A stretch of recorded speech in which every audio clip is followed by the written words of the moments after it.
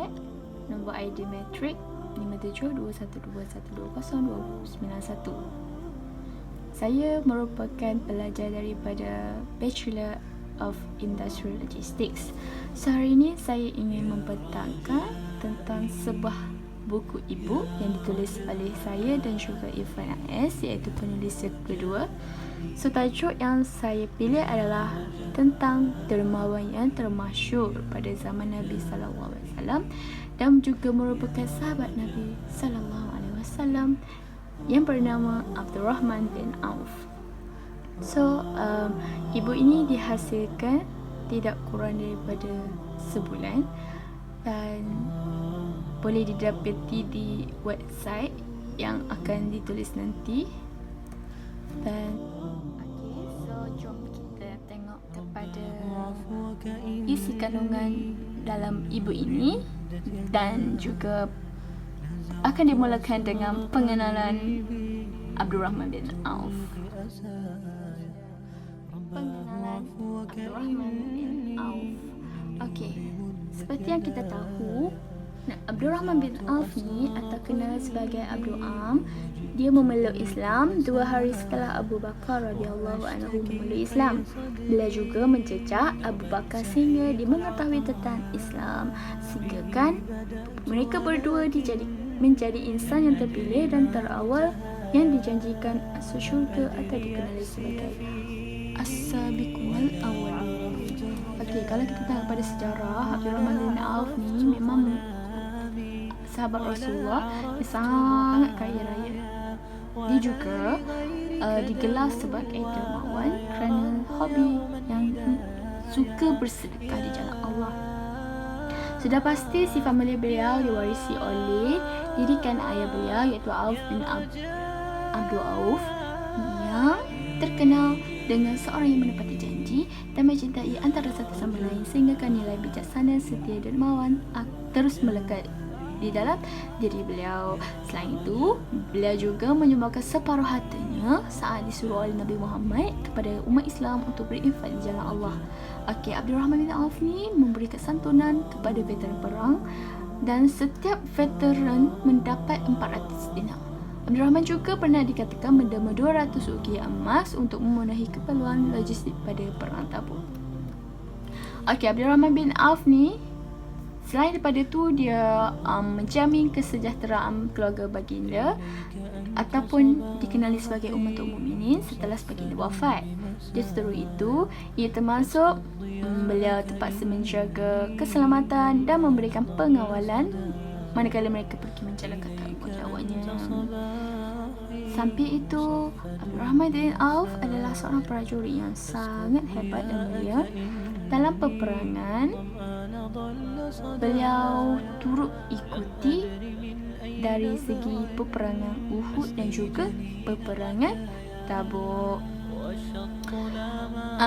Apabila beliau pergi ke perang Uhud, beliau terkena kemalangan, iaitu sekujur tubuh terdapat 21 calar dan juga 2 gigi serinya tercabut dan kakinya luka.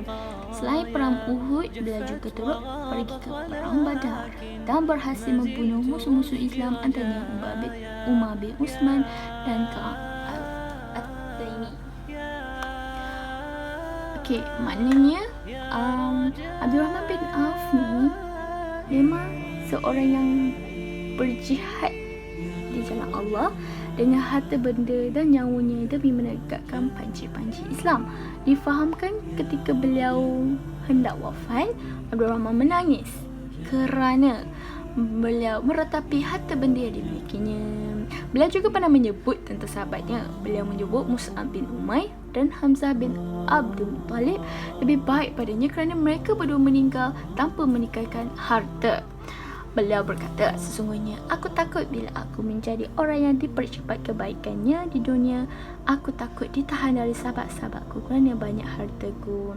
Okey, dari segi pendidikan pula, beliau menuntut ilmu bersama guru, iaitu Rasulullah SAW yang banyak meriwayatkan hadis walaupun hanya 3 tahun menuntut bersama baginda Abdul Rahman bin Auf, berjaya meriwayatkan hadis sebanyak 5,374 sehinggakan 800 anak murid ingin menuntut ilmu daripada beliau. So kita masuk kepada latar belakang Abdul Rahman bin Auf, kelahiran, kewafatan, keluarga, pendidikan, guru-guru dan anak murid. So kat sini terdapat latar belakang yang lebih detail tentang pengenalan kepada latar belakang Abdul Rahman bin Auf, keluarga, pendidikan. Okey, so kita pergi kepada latar belakang. Okey, sebagaimana yang kita tahu, Abdul Rahman bin Auf bermula dengan nama Abdul Am sebelum beliau masuk Islam. Ada juga gelaran Abdul Ka'bah. Rasulullah SAW menggantikan namanya menjadi Abdul Rahman setelah beliau bersyahadah. Abdul Rahman bin Auf adalah 8 orang yang mula-mula sekali memeluk agama Islam. Beliau berasal daripada suku Quraisy, iaitu keturunan Bani Zuhri. Tahun 580 Masihi merupakan tarikh kelahiran beliau di Mekah, iaitu 10 tahun selepas tahun Gajah, dan wafat pada tahun 32 Hijrah bersamaan tahun 654 Masihi semasa beliau berumur 74 tahun. Beliau juga pernah mengikuti ekspedisi sewaktu umat Islam berhijrah ke Madinah. Beliau juga dikatakan dipersaudarakan oleh baginda kepada seorang sahabat golongan Ansar, iaitu Sa'ad ibnu Ar-Rabi'ah setibanya Abdul Rahman di Madinah. Abdul Rahman juga merupakan ahli jawatan kuasa syura yang berenam sewaktu pemilihan khalifah ketiga selepas peristiwa pembunuhan Umar Al-Khattab. Beliau merupakan salah seorang calonnya. Namun, apabila Abdul Rahman enggan, sebaliknya menetapkan pemilihan khalifah jatuh kepada Uthman bin Affan. Okay, so ayah beliau bernama Auf bin Abdul Auf. Ibunya bernama Ashaqah bin Auf. Ummu Hurat merupakan isteri Abdul Rahman bin Auf. Isteri beliau juga bernama Baninah Al-Ghailan, manakala salah seorang anaknya bernama Abu Salamah bin Abdul Rahman. Okey, faktor kejayaan beliau adalah zuhud, usaha yang gigih berniaga barang yang halal dan suci, menderma di jalan Allah dan sentiasa jujur dan ikhlas dalam sesuatu perkara. Tidak hairanlah Abdul Rahman bin Auf ni digunakan rezeki yang melimpah ruah kerana sifat dermawan dalam diri beliau. Beliau tidak berkira dan kedekut serta tidak riak di atas kekayaan beliau. So, sifat zuhud kita tengok tadi, sifat beliau, sifat zuhud. So, faktor dia adalah sifat zuhud. Okey, maksud zuhud sini bukanlah orang miskin, orang yang hidup miskin, tapi maksudnya kekayaan yang ada kat dunia ni, dia tidak menguasai dia. Walaupun dia miskin, tidak semestinya zuhud jika minda dan hati kita sentiasa memikirkan harta duniawi, dan sebaliknya kaya juga tidak zuhud jika hati dan minda sentiasa berpaut pada akhirat dan mereka tidak terkesan dengan apa yang dimilikinya atau sesuatu yang belum dimilikinya. Okey, seterusnya 3.0, kemasukan Abdul Rahman bin Auf dalam agama Islam. Okey, sebagaimana kita tahu, Abdul Rahman bin Auf semasa di zaman jahiliyah, beliau bergelar Abdul Amr. Beliau memeluk Islam apabila Rasulullah SAW memilih rumah Al-Arqam sebagai markah tabias Islam lagi. Tidak lupa juga beliau merupakan salah seorang daripada 10 orang yang dijanjikan syurga. Okey, Abdul Rahman bin Auf ni berbekalkan helai pinggang seperti muhajir yang lain. Rasulullah SAW pernah mempersaudarkan beliau dengan seorang kaum Ansar yang diberi nama Sa'ad bin Ar-Rabi, seperti mana yang saya beritahu di pengenalan. Dia juga pernah berkata kepada Abdul Rahman, "Wahai saudaraku, aku orang yang paling kaya di ahli Madinah. Aku memiliki 2 kebun dan 2 isteri. Pilihlah kebun mana yang kau berkenan, ia milikmu. Pilih juga salah seorang isteriku, aku akan ceraikannya untukmu." Okey, jawapan oleh Abdurrahman bin Auf ni, dia merendah diri dan tolak tawaran Sa'ad dan berkata, semoga Allah memberkati keluarga dan hartamu.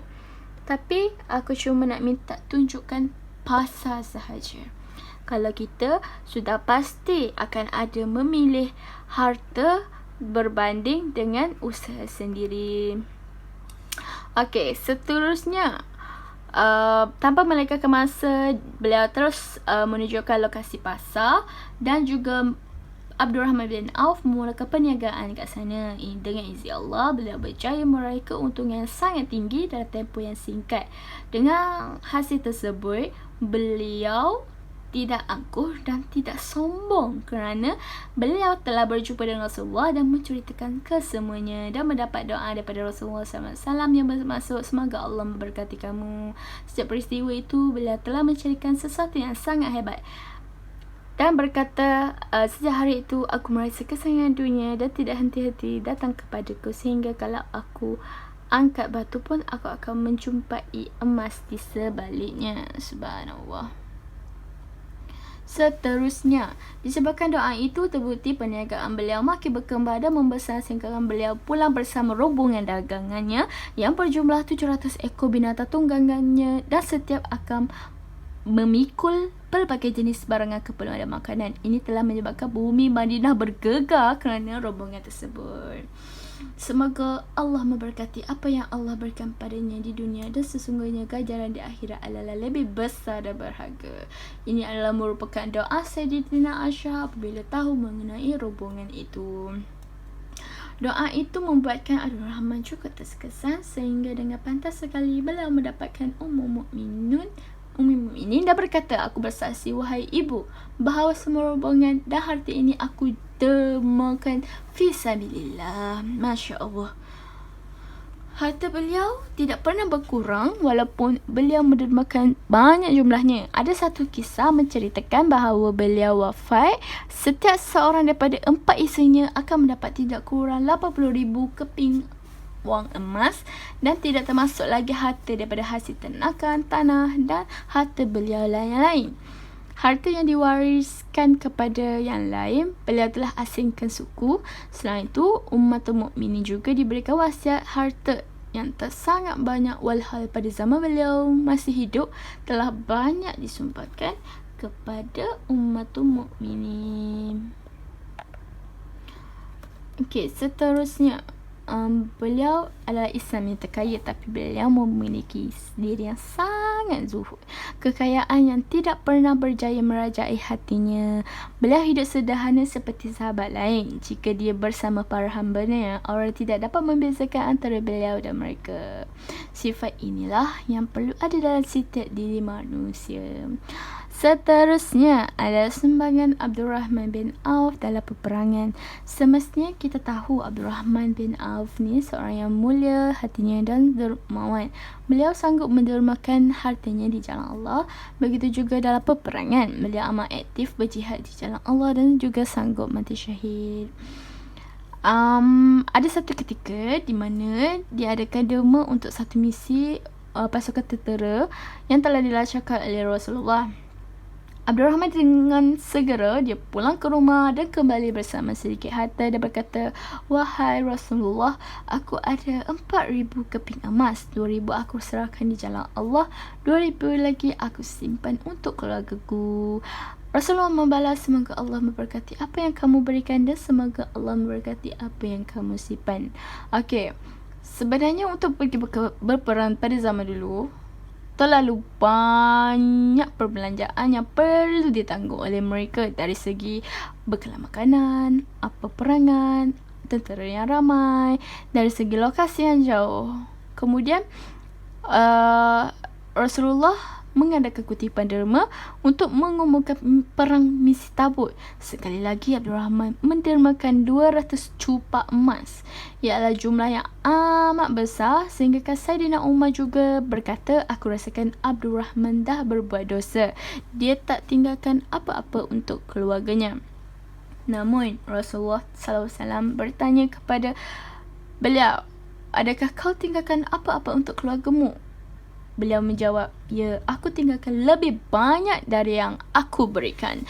Ditanyakan lagi baginda Rasulullah SAW tentang jumlahnya. Lalu sekali lagi Abdurrahman membalas apa yang Allah dan Rasulnya janjikan daripada rezeki, kebaikan dan pahala. Beliau menginfakkan di jalan Allah, Allah membalas berganda-ganda. Beliau juga mengambil peranan menjaga kebajikan umat mukminin setelah Rasulullah SAW wafat, dan juga isteri baginda Abdurrahman ni akan menemani ke mana saja isteri mereka pergi dan akan melindunginya serta dibelanjakan hartanya kepada mereka. Sejak daripada itu beliau mendapat kepercayaan semua umat mukminin. Seterusnya, sumbangan Abdurrahman bin Auf dalam hadis. Beliau adalah seorang sahabat Rasulullah yang banyak meriwayatkan hadis, walaupun beliau bersama baginda hanya 3 tahun saja. Oleh begitu, setelah yang saya sebut pada pengelaran tadi, 5,374 hadis yang berjaya diriwayatkan oleh Abdurrahman, sehingga kan beliau dikunjungi seramai 800 orang anak murid. Faktor yang membuatkan beliau berjaya adalah yang pertama, berkat doa Rasulullah SAW supaya beliau mudah menghafaz hadis. Yang kedua, beliau rajin menghadiri majlis-majlis ilmu bersama para sahabat. Yang ketiga, ketekunan beliau dalam menyebarkan hadis. Antara salah satu sumbangan yang diriwayatkan oleh beliau ketika menuntut ilmu daripada hadis Tirmizi yang Rasulullah SAW bersabda, dari Abdurrahman bin Auf, berkata Rasulullah SAW berkata, Abu Bakar di syurga, Umar di syurga, Utsman di syurga, Ali di syurga, Talhah di syurga, Zubair di syurga, Abdurrahman bin Auf di syurga, Sa'ad di syurga, Sa'id di syurga, Abu Ubaidah bin Jarrah di syurga. Hadis riwayat At-Tirmizi. Seterusnya, ayat Al-Quran ataupun hadis yang berkaitan dengan Abdurrahman bin Auf terdapat dalam surah Al-Baqarah ayat 261 yang bermaksud perumpamaan orang-orang yang menafkahkan harta di jalan Allah adalah butir benih yang menumbuhkan 7 butir. Pada setiap butir 100 biji. Allah terus menerus melipat gandakan bagi siapa yang dikehendaki, dan Allah Maha meluas dan juga Maha mengetahui.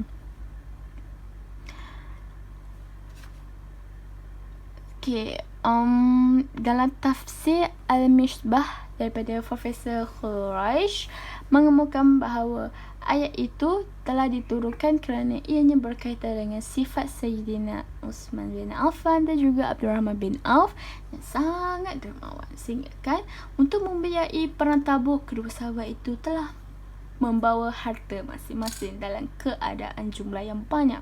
Sahabat baginda yang bernama Sayyidina Uthman telah menanggung 1/3 pembiayaan misi tersebut.